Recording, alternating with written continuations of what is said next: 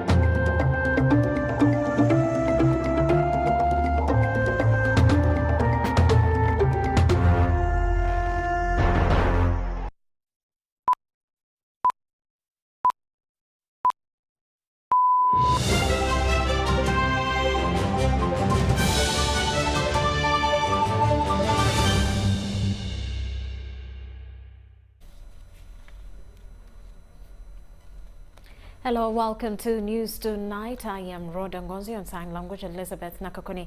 Let's take a look at the headlines.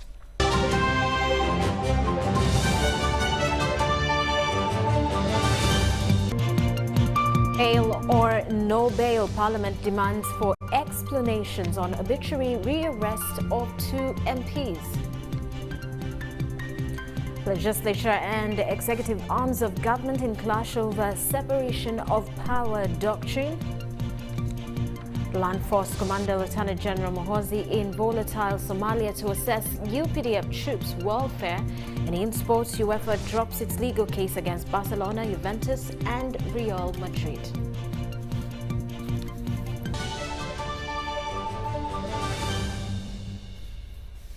Hello, once again, we'll dig into it. President Yoweri Museveni, who is also the national chairman for the National Resistance Movement NRM party, has today chaired a meeting of the NRM Parliamentary Caucus deliberating on matters of national interest. According to the NRM Chief Whip, Thomas Dayewa, they hope to discuss matters of importance and decide resolutions that will make the country secure. Following the closed meeting, President Museveni guided that the members of parliament go and consult on various issues before another meeting in 2 weeks.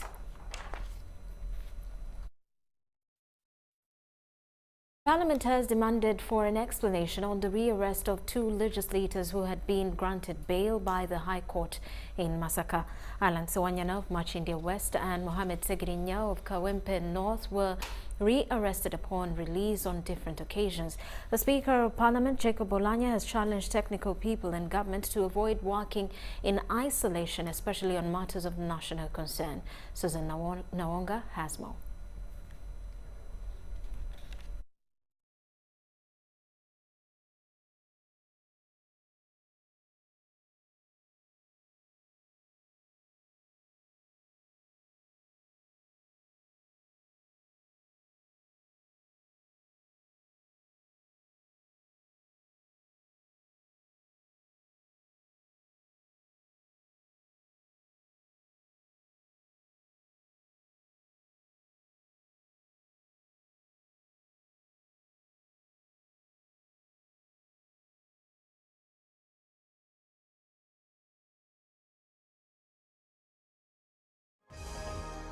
This week on UBC. We are living in a society where mothers and fathers both have to work to make sure their families survive.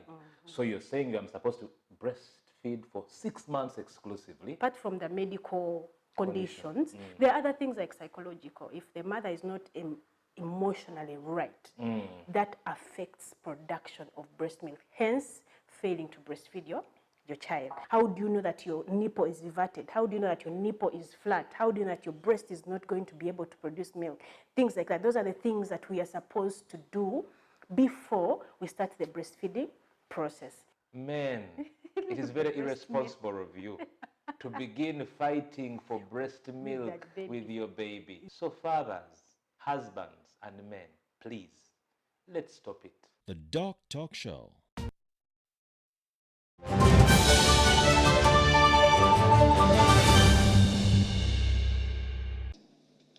The first procedure you used to summon them through the office of the Speaker. What was strange this time around? That it was imperative that you had to kidnap the members of parliament. Alan Sewanyana of Machindie West and Muhammad Segirinya of Kawempe North are currently battling murder cases at Masaka High Court. This resulted from recent unlawful activities of machete wielding men in Greater Masaka region. The duo had secured bail only to be rearrested upon release, attracting more alarms than whispers among fellow legislators. Honourable Speaker, we demand in the immediacy through your chair that the state explain the situation, because we are constrained, on my side at least, to move as though it's normal business, that members of parliament can be abducted and taken away and nobody says anything about it. It's normal. These concerns were raised when the House sitting was convened on Tuesday. Opposition-leaning members of parliament sought answers from government as to why the two were rearrested. In his motion, Chira Municipality Member of Parliament Semujunganda sought to have the House adjourned, prompting the Speaker of Parliament Jacob Olanya to provide some guidance. So the motion I'm moving under 59, Right Honourable Speaker, is for this parliament to suspend this sitting until our colleagues have been freed who were kidnapped by people who were dressed like thugs. There's no motion substantial before the House now, because until I allow it, it's not a motion.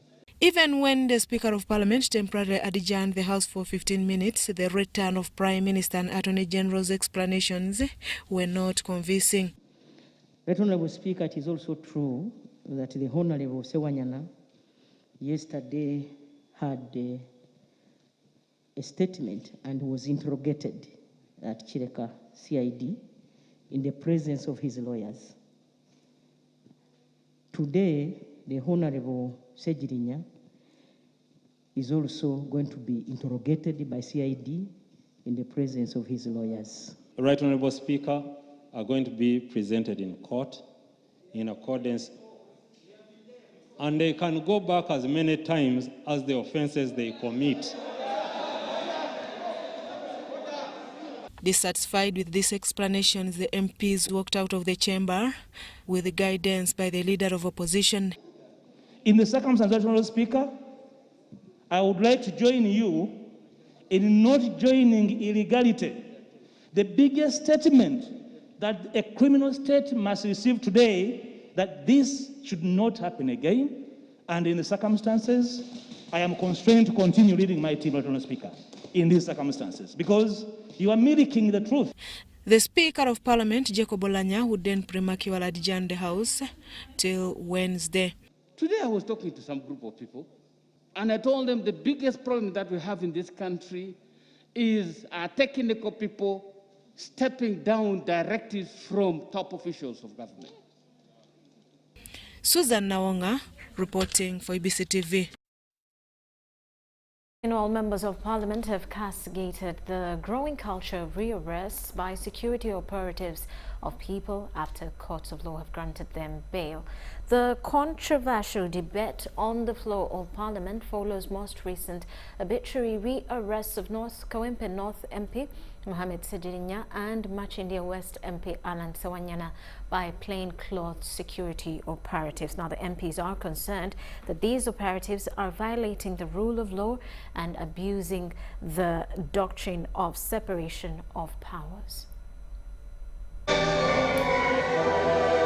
Yesterday, judiciary commemorated the life of Uganda's first Chief Justice and first Prime Minister, the late Benedicto Chiwanuka Magumba Kajimu, for his fundamental role to Uganda's rule of law. In his speech, Chief Justice Alphonse Owinyi Dolo clarified on the issue of granting bail to people with pending court applications, saying it's a constitutional right for any Ugandan to apply for a bail. The rules for grant of for bail is very clear. There are many factors in addition that the applicant will actually turn up for hearing. However, just hours after speech, Kawempe North MP Mohamed Segirinya was rearrested by plainclothes security operatives shortly after court granted him bail. Segirinya's rearrest last evening followed last week's rearrest of Makindye West MP Aaron Sewanyana, also by plainclothes security operatives after court had granted him bail to be released from Kigo government prison. Following these arrests, members of parliament this afternoon, led by the leader of opposition in parliament, Matthias Mpuga, raised this issue on the floor of parliament, condemning the developing mannerism even after the court of law has granted them bail. They have been denied access, their immediate family. For the Honorable Sewanyana, it's beyond 48 hours. It's not been produced in any court, right, Honorable Speaker? And here we are, legislating to move as though it's normal business, that members of parliament can be abducted and taken away, and nobody says anything about it. It's normal.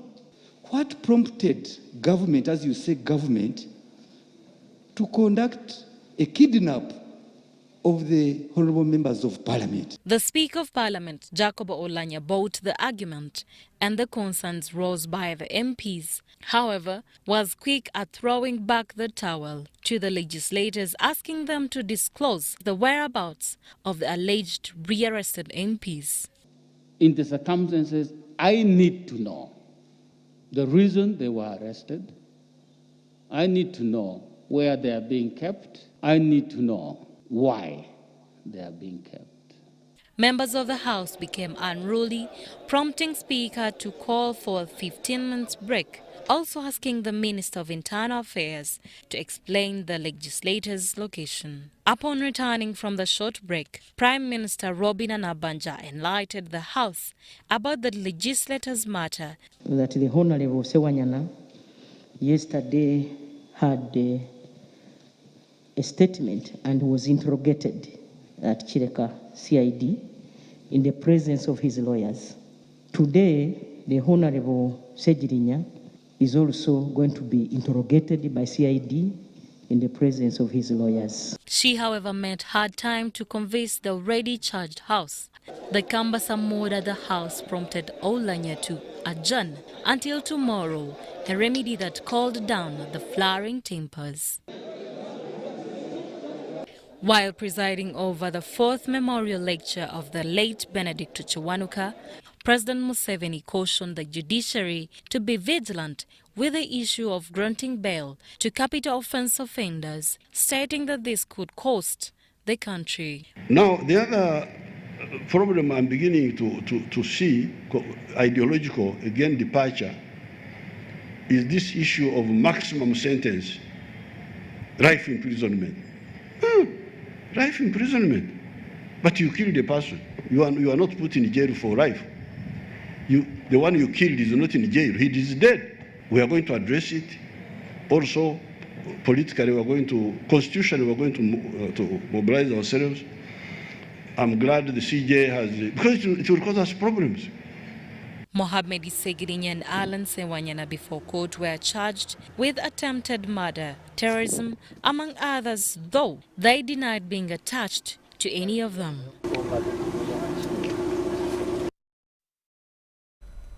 Now, the commander of land forces, Lieutenant General Muhoozi Kainerugaba, has visited Ugandan troops serving under the African Union mission in Somalia, AMISOM, to assess their welfare and commend them for their contribution to the peace support operation.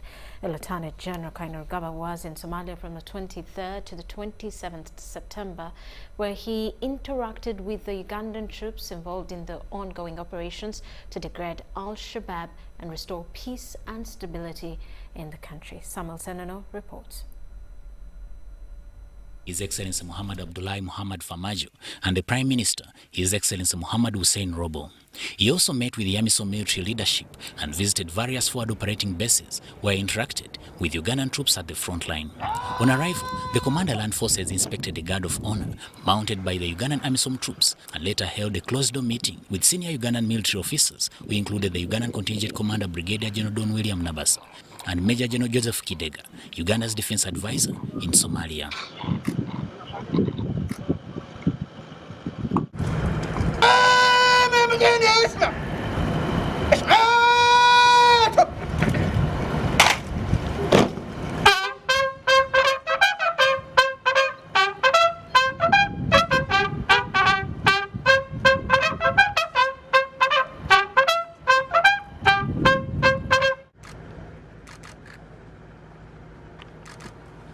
thank the troops for the great work they are doing, is to get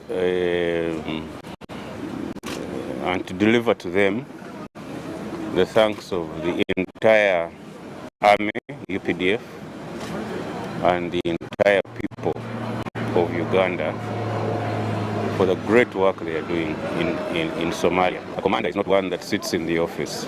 Commander is somebody who goes to the field and understands what his soldiers are going through in the field. So that's why I came here. Lieutenant General Kinerugaba visited Ugandan troops in Abriska, Sirijali, Balawe, and Baledogle, where he urged them to maintain a high level of discipline, professionalism, and good working relations with the local communities. Speaking to the troops, the CLF revealed that he was impressed with the work they are doing for the people of Somalia. Msifanye kitu chibaya chochote ambao kinaweza chikaleta jina mbaya kwa nchi yetu. Naomba mudumishe nidhamu, ikuwe hali ya juu sana. Msiwafanyie jambo mbaya yoyote. He noted that despite numerous challenges, Ugandan troops serving in the mission had stayed on course, discharging their duties with zeal. On his part, Brigadier General Nabasa thanked the CLF for visiting the troops. And find time to talk to your troops in the mission area. It's very encouraging, it's morale boosting, and will make our work very easy. After you talking to us, I'm sure we shall be more re-energized to undertake any mission, regardless of whatever it takes. Uganda was the first to deploy troops on the mission in 2007, paving the way for other countries to join, playing a major role in forcing Al-Shabaab out of Mogadishu and other parts of the country, thereby contributing to the peace and stabilization efforts in Somalia. Samuel Senono, UBC News. And the Lands Minister Judith Nabakova has returned to Isinjiro district following a tip-off by the President over a land matter where residents risk losing over 23 hectares of land to fraudsters. Among the interventions the Minister has initiated includes cancellation of the land title, investigating fraud and petitioning the principal judge. By His Excellency the President of the Republic of Uganda, he told me what was happening in the area, and I had to come, understand the whole matter. The convention of this meeting is among the first steps the Land Minister Judith Nabakova is taking to resolve the assignment from the President. Atwagala mukwano gwa muzeeyi atubuulire yatandika atya okubeera ku kyapa ng'ate teyali mutuuze wa kitundu nga ne muzeeyi tamuwadde eki lukusa. The meeting convened at the disputed land. In attendance was this 84-year couple as landlords. At this age, the couple's health conditions are deteriorating. They can't make an explanation. Here the grandchildren moved to the front to communicate on their behalf. Omushiya katino kunu ya tutwine buzare nawe. Ize turiga uruganda rw'abashambo, turuga Kisoro, tukatura kuno mwaka gwa 20 muzeyi ushwenkuru bwayija. The contention here rotates around righteous ownership of this piece of land between two people, Serezio Bihandiko and Robert Rutebembera, claiming ownership. However, a glance at the land title in that position is perceived to be fake. Nichori kurebera ngu ne wagirangu bakashashura miliyoni 40 konka actually bakamuhe miliyoni 4. Wanje wizere yona nisaba ngo ababa kwehurize cyapa cyapa ukisharimo hakubacubwira mukamuwita kanajya ngutayine cyapa bo bariyano bagira ngo cyapa ne cyabo. Minister Nabakova tasked the area land title tribunal officials to shed light about the claims. However, it turned out evident that ghost people signed on some of the transferred documents. Ngomba okusara nabo abakusayiningire kufune cyapa no murangwe kakusayiningire Bueno akasayiningata yafi.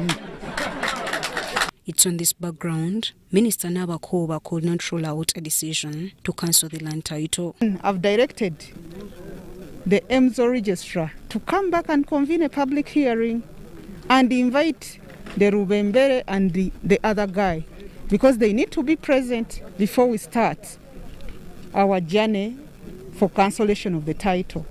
They need to come with their papers to tell us how did they get the land which was formerly customary. Did they get the consent of the neighbors when forms were being filled? Nabakoba, however, was pissed with the local land tribunal officials over fostering and orchestrating fraudulent transactions. Era ebipapula bingi biri awo ng'anyo bisayininga olw'obuzibu bw'ensanze mu district land boards. Zazireeta ebizibu bino byonna. Tebatuuka ku siini, tebatuukayo kulaba kikigenda maaso, ne batandika okujjuza tekuliiko bakaayana, tekuliiko bantu. Kati bano abataano byali bisolo. Tekuliiko bantu. Ne tusayiningisa n'abafudde. Azifa abaliko bo babalazeewa miti. Kati byebyo ebintu byetunuulya n'ogaa kino kikinaye nga bikolebwa District Land Board ne Area Land Committee. Both tenants and local leaders believe this is a relief offered. God mafias in the country that have the upper hand from other government officials, whether connected or what, I will not allow anybody to come in the district and steal people's land or grab people's land. Officers of the RDC, I'll pray that sometimes they are consulted on some affairs, because we all come when the matter has worsened. The contested land is approximately 23 hectares, located in Chiola village, Kagamba Singro district, and has been pending since the early 2000s. Shaidat Nasaku, Robert Onyango, UBC News. The Speaker of Parliament, Jacob Oulanyah, has tasked civil society organizations to find out the impact of the Access to Information Act since its passing 10 years ago. While officiating at a ceremony to mark the International Day of Universal Access to Information in Kampala, the Speaker said legislations are meant to transform lives of citizens. Access to information is necessary for realization of fundamental human rights, key to achieving sustainable development and economic growth. This reality was further underscored with the ongoing global pandemic, in the course of which the significance of the right of access to information was illustrated as an essential to governments and health institutions worldwide to mitigate the risks brought by the COVID-19 crisis. In Uganda, since the Access to Information Act was passed into law in 2005 and the regulations in 2011, implementation has faced challenges, according to Gilbert Sendugwa, the Executive Director, African Freedom of Information Center. Public access to information will make the road to recovery from the effects of the COVID-19 less longer and less painful. As we speak, 29 countries, including 5 in the Greater East African region, are yet to adopt access to information laws, while 26, including Uganda, that have adopted these laws, face significant challenges with their implementation. Mr. Sendugwa was speaking to regional public dialogue to commemorate the 2021 International Day for Universal Access to Information, officiated by the Speaker of Parliament, Jacob Oulanyah.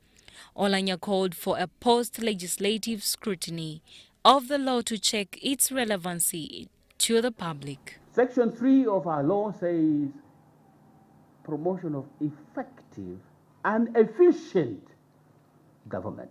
Forget about the rest because they don't make sense to me. Effective and efficient. For what purpose? Effective and efficient in terms of public service delivery to the people. That's my understanding. So if we are to do a post-legislative scrutiny of this particular law, what would the ordinary person say about this law? Of what benefit has it been to the ordinary person? Please do that research, you people in the civil society organization, and tell me, because I want to know. Oulanyah says legislations are meant to impact on development of the people. The Minister of State for Information Technology, Joyce Nabosa Sebugwao, urged the public to make use of information centers established by government. The Minister of ICT and National Guidance instituted the Information Access Center and the Government Citizen Interaction Center, which have continued to promote access to information to the public.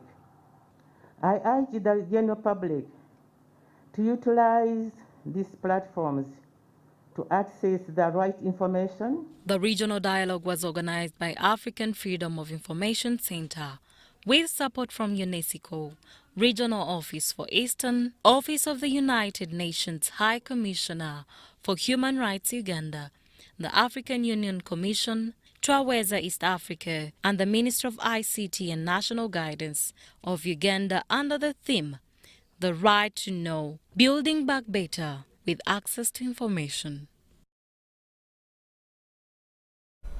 And Ministry of Information, Communication Technology and National Guidance has embarked on the process to formulate the sector's budget framework paper. The ministry's Secretary Julius Victor Nkera-Mehigo wants all agencies under the sector to come up with budget proposals for the financial year 2022-23. In my department as National Guidance, my deliverable is in contact with the community. I must go there, mobilize them. I would request that we readjust and we include UBC under the digital transformation program. That digital transformation remains key in the development of Uganda and makes it a priority for ICT sector frontliners. It was identified that ICT is one of the key fundamentals upon which the country will depend on to spur socio-economic transformation.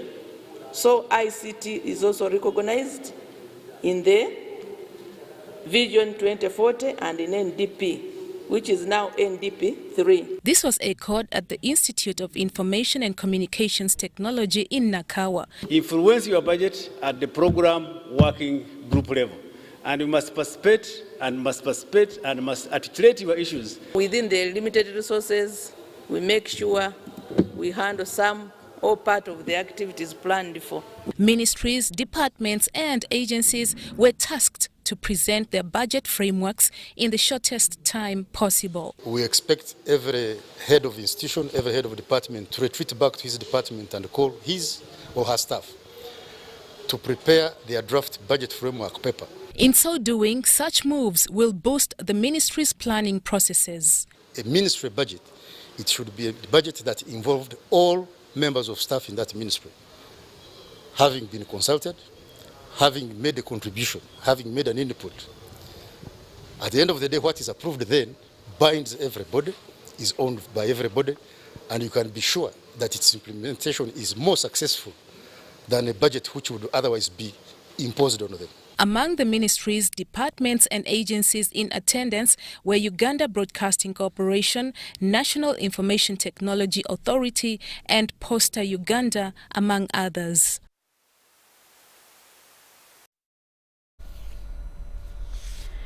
Meanwhile, the Minister for ICT and National Guidance, Rhoda Ngonzi, has appealed to the divided political leadership of Kanungu to work together towards the development agenda of the district.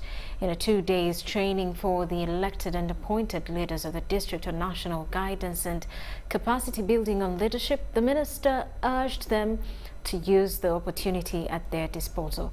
He was accompanied by the State Minister for National Guidance, Godfrey Kabyanga, who also called for unity and togetherness.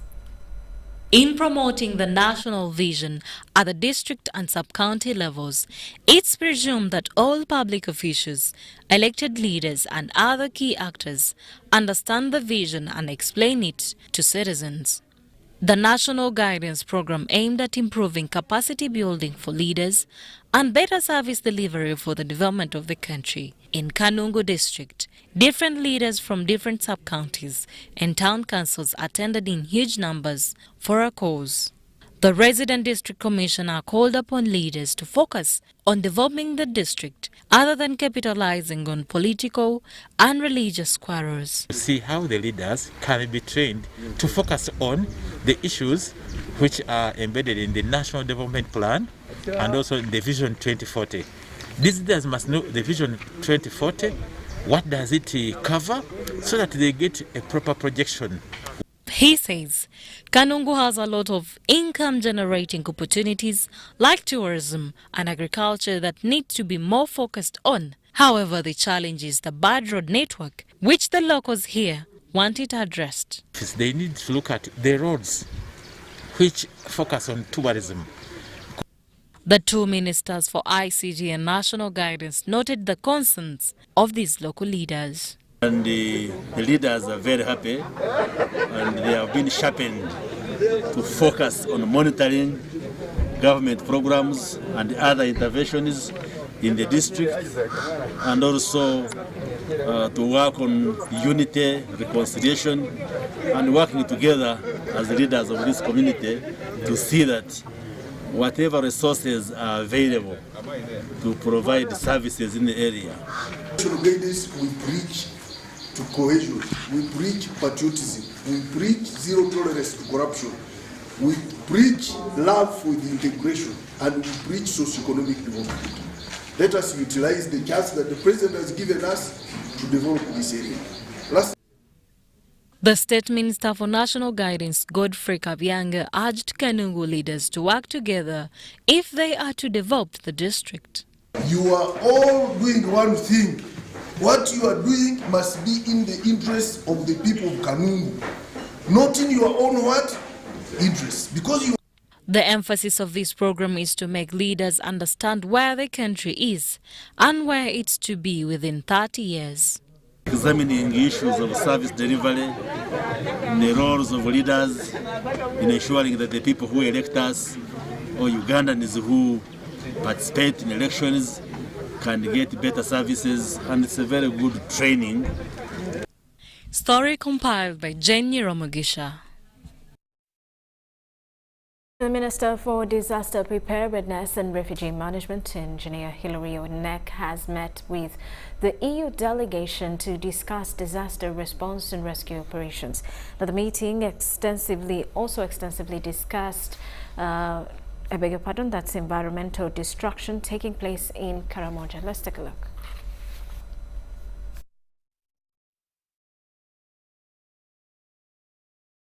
This was a follow-up meeting with the Minister for Disaster Preparedness, Engineer Hilary Onek, held with the head of European Union in Uganda, Attilio Pacifici.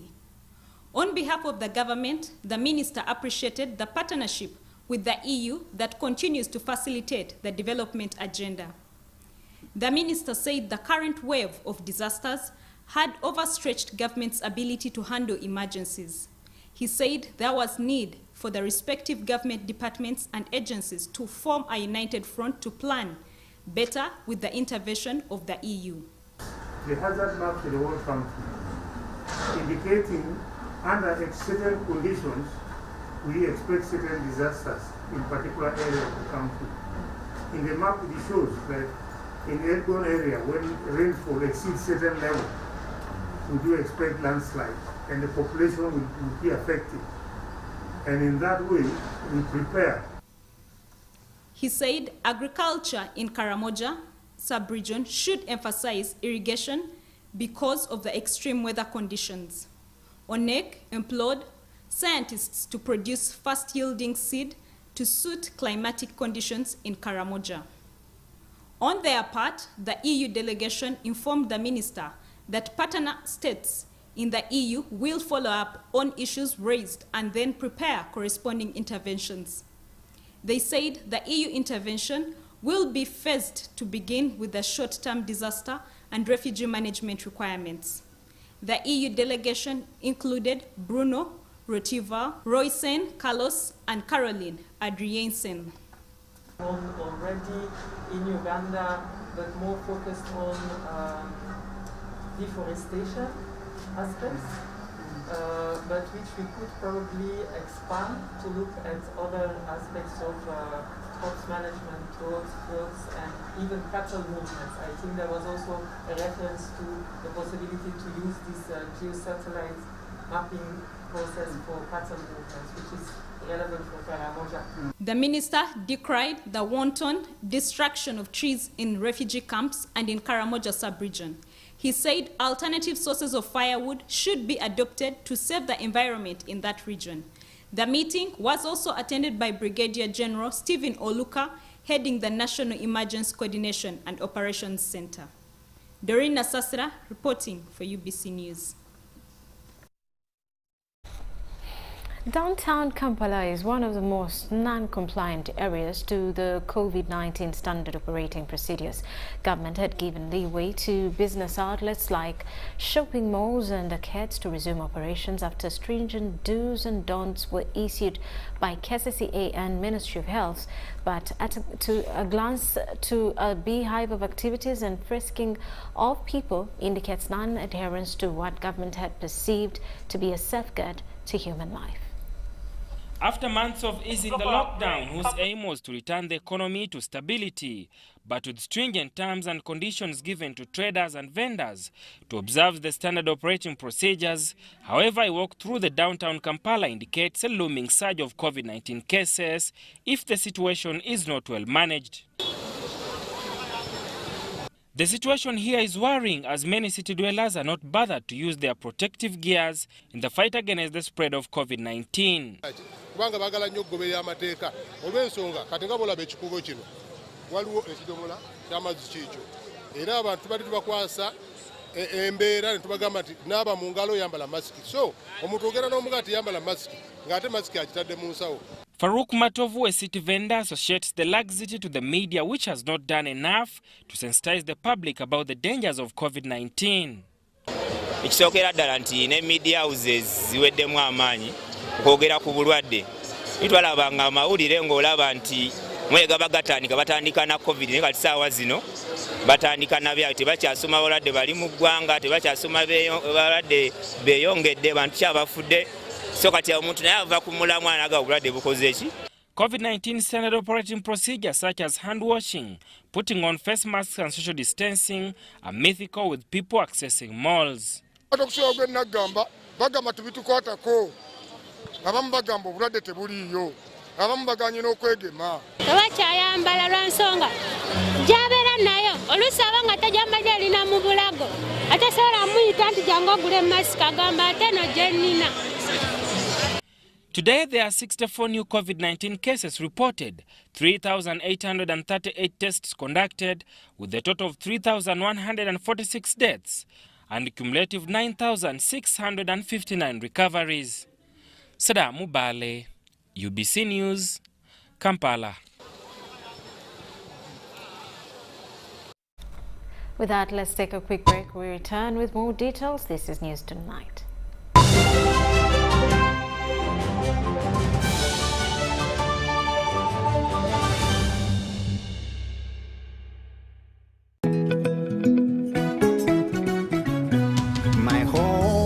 I smile when I think of you, Uganda, my home.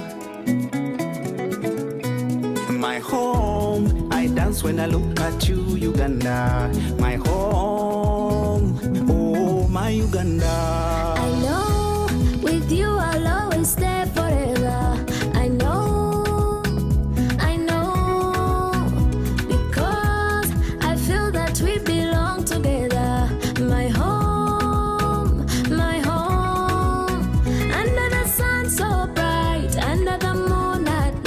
On my heart, mommy, oh my Uganda.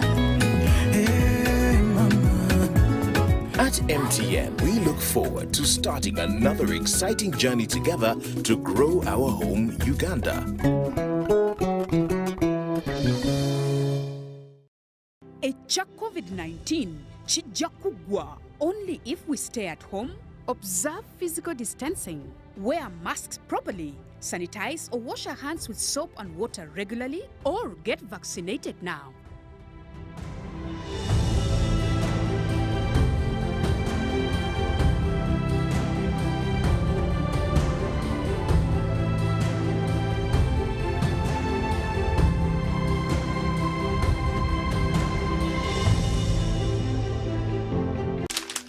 You know, you could just buy a new smartphone from anywhere in Uganda.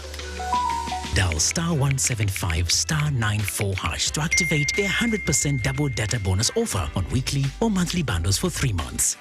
Better yet, you automatically receive free 1 GB valid for 30 days. You are hooked already, aren't you?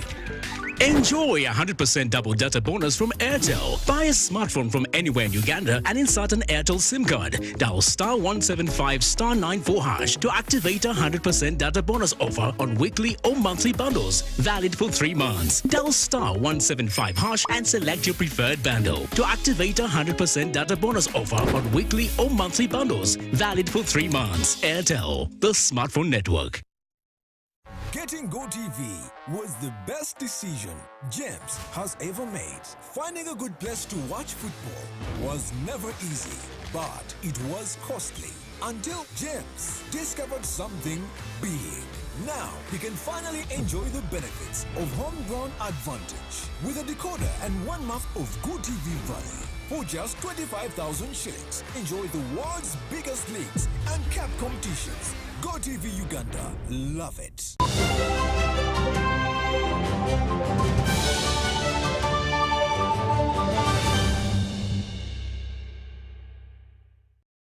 Back, you are still watching News Tonight. Uganda's target to end rabies will be achieved in 2030, according to veterinary experts who met the submissions about the ground plans to kick rabies out of Uganda at the World Celebrations to commemorate Rabies Day held in Vura Sub-County, Arua District. Let's take a look. Uganda's target to end rabies will be 2030. The Commissioner on Animal Health at the Ministry of Agriculture made the revelation during the celebrations to commemorate the World Rabies Day held in Arua District. Dr. Emmanuel Isingoma, an expert on animal disease, assured the public that rabies is preventable. However, stressed that the village perception has always associated it to witchcraft, which is a major setback in the fight against rabies in the countryside. It's really a very terrible disease when it comes to the human side. The way it affects a human being, first of all, they have said that when it gets you and you have not got treated, you are going to die 100%. The district veterinary officer Arua, Dr. Willie Ngoma, says cases of rabies have increased in Arua, with at least 2 cases of rabies killing dogs reported after 2 months. Every month we receive the reports of animal bites ranging from an average of 25 to 35 animal bites. The Arua District Chief Administrative Officer Dr. Mark Bukenya says plans to draft a bylaw to regulate owning dogs in the greater Arua is in advanced stages with the aim of eliminating the spread of rabies. I'm very sure we are going to introduce or put in place bylaws at sub-county level.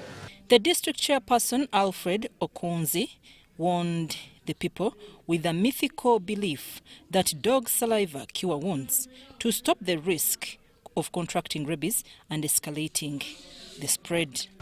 And this belief, unconsciously we do not know that it leads to infection. We can contract the rabies. Today, our people don't actually need a dog. They are not bringing dogs around there. They don't even know the purpose of dogs here. Dogs are left straight to fend for themselves. That's why they become very wild. The President, Uganda Veterinary Association, Dr. Daniel Kasibule, appealed to government to review the veterinary policy if rabies and other related diseases are to be kicked out of Uganda. Currently, when dog bites occur, the easiest way for the community is to kill the dog and then look for post-exposure prophylaxis without confirming the disease in the dog. During the celebrations here in Arua, a handful of dogs and cats were immunized and castrated, a gesture to control the spread of rabies. I'm Nafka Farida and Andrew Sebira. Government has been challenged to invest more resources in the purchase of contraceptive commodities to enable women of childbearing age to access family planning. Uganda has an estimated 9 million women of reproductive age that is between 15 and 49 years. Adia Nakuti has more. Currently, government, with support from the United States Agency for International Development, USAID, is implementing a family planning activity, a 5-year program being spearheaded by Pathfinder International and other health partners. The aim of family planning activity is to promote adoption of positive reproductive health behaviors and voluntary use of family planning services. At United States, $5 million yearly, which all of it was not going to family planning. And we want to see this grow because the numbers of the beneficiaries, if we provide the method mix which everybody should be able to choose, then we need additional funding. And so because of the COVID-19, we have an increase in unwanted pregnancy, especially among the young people who have been out of school for long. Government has therefore been encouraged to invest more resources towards the purchase of contraceptives for an estimated 9 million women of reproductive age. Contraceptive use in Uganda, as I mentioned, is close to 40%. And according to the Ministry of Health, 25% of Ugandan teenagers become pregnant by the age of 19. And then Ugandan women generally continue to have children into their 40s. Members of Parliament on health and budget committees are of the view that family planning needs to be taken as a development issue. But the more children you have, the more expenditure, maybe in terms of school, in terms of feeding, inside of planning, and so on.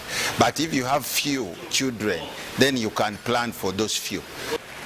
The promoters of this and the sponsors and the donors at once should concentrate most of their focus on fighting the low levels of education of the women and the girls. An educated lot of the local populace would not actually be gullible to be used by men, or rather be manufacturing as many children as possible without thinking twice about how qualitative it will be in raising these children, because it's all about a quality population.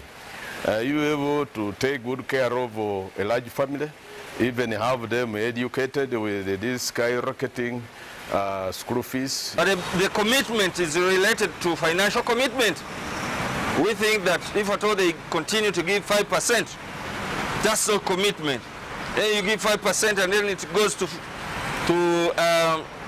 mama kids. That does not mean the control of fertility for men and women. That attitude must be changed to ensure that we walk the talk. If at all we get a commitment, it follows with financial commitment. The unmet need for family planning in Uganda is 33%, and the contraceptive prevalence rate is at 28%. Adiana Kote, UBC. Now, Chairperson National Youth Council Jacob Ayeru is tasking the Ministry of Health to come up with a plan to manage the increasing teenage pregnancies in the country.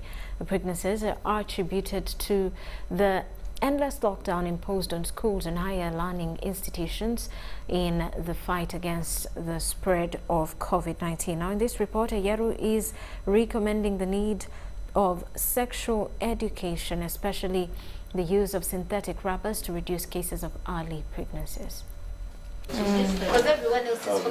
The leadership of the National Youth Council has commended the district youth leaders from all districts that participated in the National Delegates Conference and came up with resolutions of improving their welfare.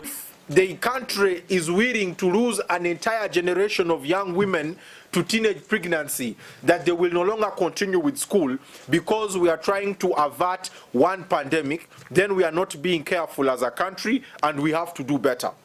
The chairperson, National Youth Council, Jacob Ayeru, says the COVID-19 pandemic has increased cases of teenage pregnancies and young mothers, hence the need to seek for redress. If the problem is that people are having unprotected sex, and you cannot monitor everyone to ensure that they are not having sex, then what you do is have them protect the sex. Condoms can be provided across the country at health centers, such that they are available and free. They were already available in youth corners for free, but they are no longer there. So we want restocking of condoms. But as you're restocking condoms, the girls who are already pregnant should be able to access antenatal care. Eyeru says activists must go back to the norm of sex education, use of synthetic rubbers, and the slogan of no sex before marriage. And when we reopen schools, we should allow girls who have been pregnant and given birth to come back to school. It should be a community engagement strategy, because you can't lose 40,000, 50,000 young girls to pregnancy and they drop out of school. We will not become a serious country. On the issue of parish development model, youth resolved that 35% of model funds be allocated for the youth in their respective parishes to avoid misappropriation. But the National Youth Council insists that the funding for a National Youth Council sitting of youth leaders should not be a presidential salvation situation. It should be a part of National Youth Council budget. So National Youth Council calls upon the President and members of Parliament in subsequent years to fulfill the 5 billion pledge allocated to the National Youth Council, so youth leaders can actually sit in this country without going around the whole country creating a situation before they can meet to discuss young people's problems.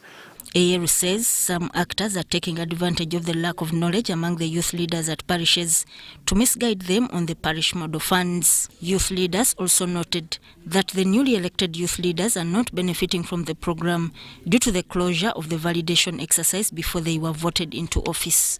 Sodat Kaye, UBC.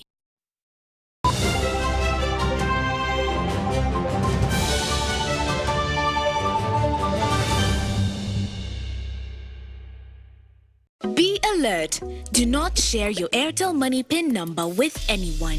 Airtel Uganda employees will never ask for your Airtel Money PIN number on call, SMS, or by email. All SIM card registrations, SIM card verifications, or SIM swaps are done at clearly branded Airtel shops and not on phone. To report any fraudulent activity, please call 100 immediately. The official calling number for Airtel promotions is 0200 100 100. Stay alert on Airtel Money. Instant, secure, borderless.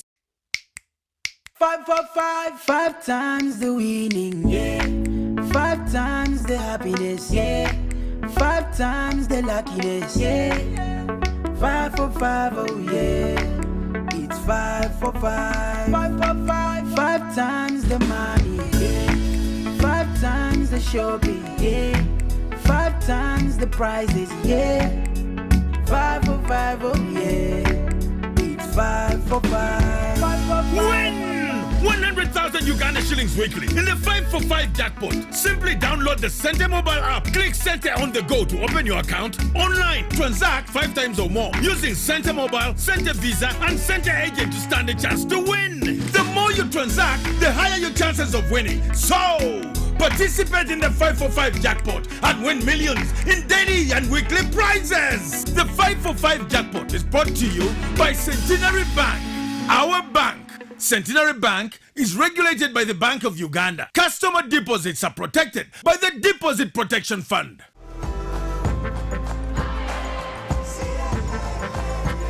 Uganda, today is a great day to work towards your dreams. Dial star 185 star 7 hash and select savings to save as low as 500 Ugandan shillings on regular savings or 250,000 Ugandan shillings for fixed deposits. Airtel Money Super Saver is powered by KCB Bank Uganda. Airtel Money, instant, secure, borderless. T's and C's apply.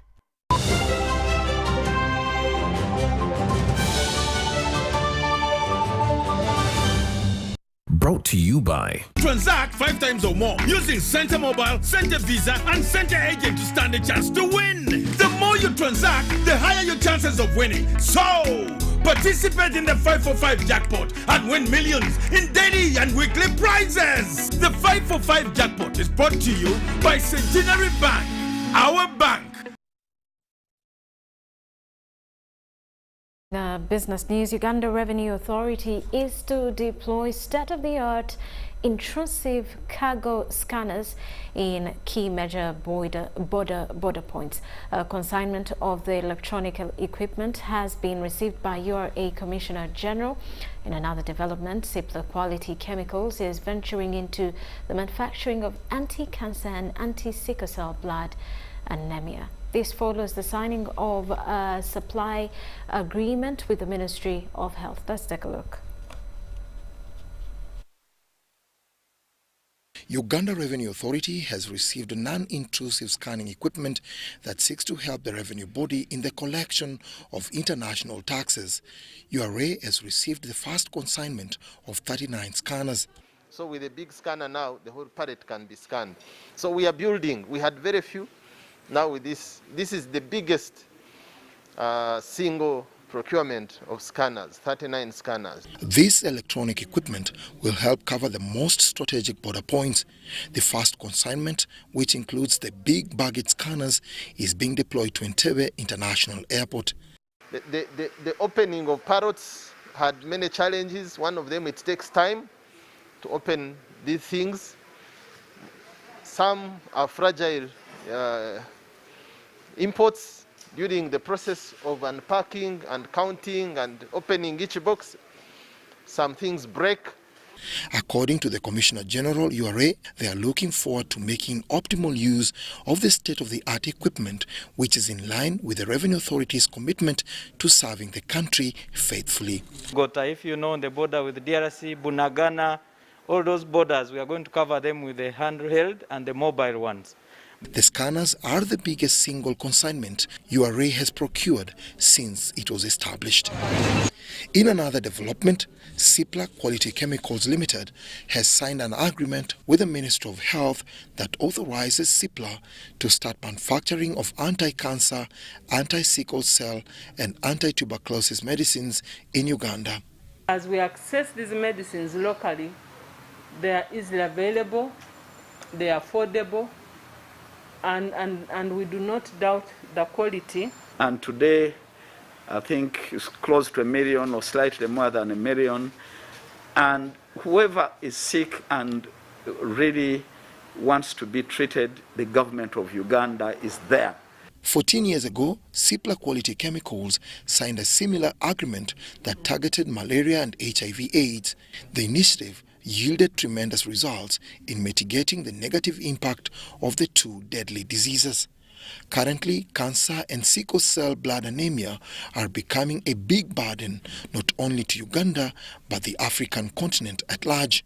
It is a challenge always to depend on importation, because through that process the cost of medicines is higher. You find that we don't build capacity internally. And I think pharmaceutical industries are concerned. This is in line with government policy, and for us as private sector players, we are proud that we are going to do this. Uganda gets over 50,000 cancer cases annually, and more than 50% of the patients die. Dennis Ikoa and Abdul Nasir Uwama for UBC News. Was brought to you by... The 5 for 5 jackpot is brought to you by Centenary Bank, our bank.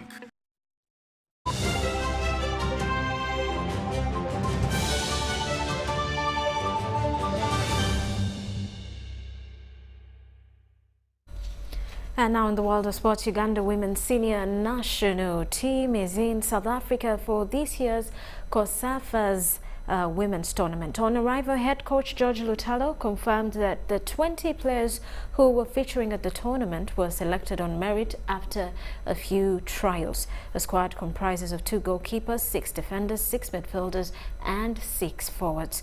Uganda is pooled in Group C alongside Zambia, Eswatini and Namibia. The first game for the Crested Cranes will come on the 30th of September against Eswatini. Area was good. We reached at midday, and the entire team is in good shape. We hope to have our first training to do the best. Go. Go. Meanwhile, UEFA has dropped its legal case against Barcelona, Juventus and Real Madrid over their roles in initiating the controversial European Super League project, which was threatened to dramatically upend the football landscape. European football's governing body announced on Monday night that in the matter related to a potential violation of UEFA's legal framework in connection with the so-called Super League, the UEFA appeals body declared the proceedings null and void, as if the proceedings had never been opened. The move comes after a Spanish court ruled that UEFA should not punish the 3 clubs that remain committed to the doomed project. UEFA added that the other 9 clubs involved in the attempted breakaway, Arsenal, Chelsea, Liverpool, Manchester City, Manchester United, Tottenham Hotspur, Atletico Madrid, AC Milan and Inter Milan, will not need to pay fines imposed on them for trying to set up the Super League. Earlier in the day, Liverpool denied any suggestion that their US owners were privately sympathetic to the breakaway league.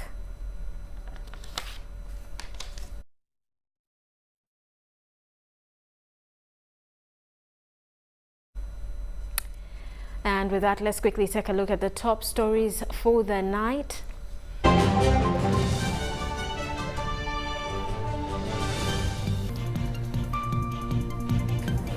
Bail or no bail, Parliament demands for explanations on arbitrary re-arrest of 2 MPs. Legislature and executive arms of government in clash over separation of power doctrine. While Land Force Commander Lieutenant General Muhoozi in volatile Somalia to assess UPDF troops' welfare. And in sports, UEFA drops its legal case against Barcelona, Juventus and Real Madrid.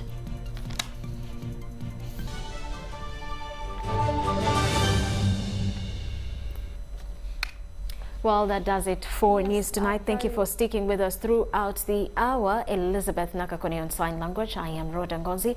We'll leave you with the weather updates with Molen Kenyana. Have yourselves a good night.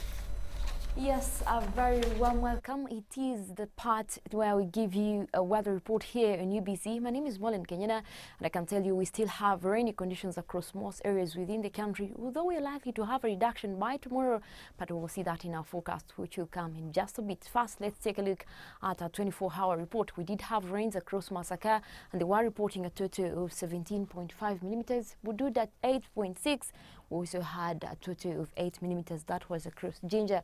Now, looking at our satellites, we still have those moist southeasterly winds that are coming in from the Indian Ocean towards the country. At the same time, we do have the effect of the Congo air mass. Now, that is paired with part of the rain belt that is aligned to this sector of the country, that is the western, and that is responsible for the wet weather activities across most areas. Well, tomorrow in the morning, we're waking up to rainy conditions. Those will be across the islands of Lake Victoria, as well as parts of central northern Uganda. But the rest of the country, it seems like we're going to start off with a very pleasant morning with a mix of clouds and sunshine. But later, as the day goes on, we start to see more rains developing across Lake Victoria Basin, all the way into central as well as the western part of the country, same for northwestern, but we're likely to maintain sunny intervals that will be across the Karamoja region, parts of eastern Uganda, as well as Kabale Helens. Now, our daytime highs, we're forecasting a maximum of 30 degrees. That will be across the Karamoja region.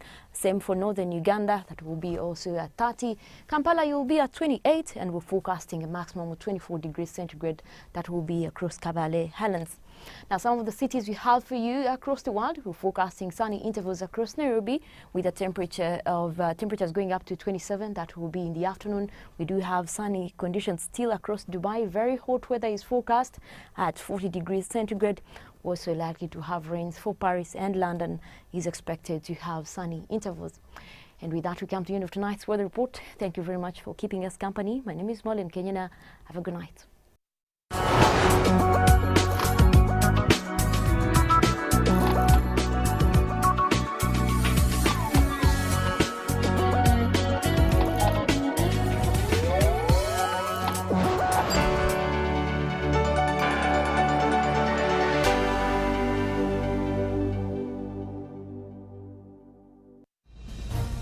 Join us from Monday to Friday for Good Morning Uganda with me, Felix Nkunda, Priscilla Nalota, Robert Chirabo, Molen Kenyana, Ruben Mpimba, with all the morning's essentials, including the very latest in news, traffic, weather and sports. live on TV and across all our social media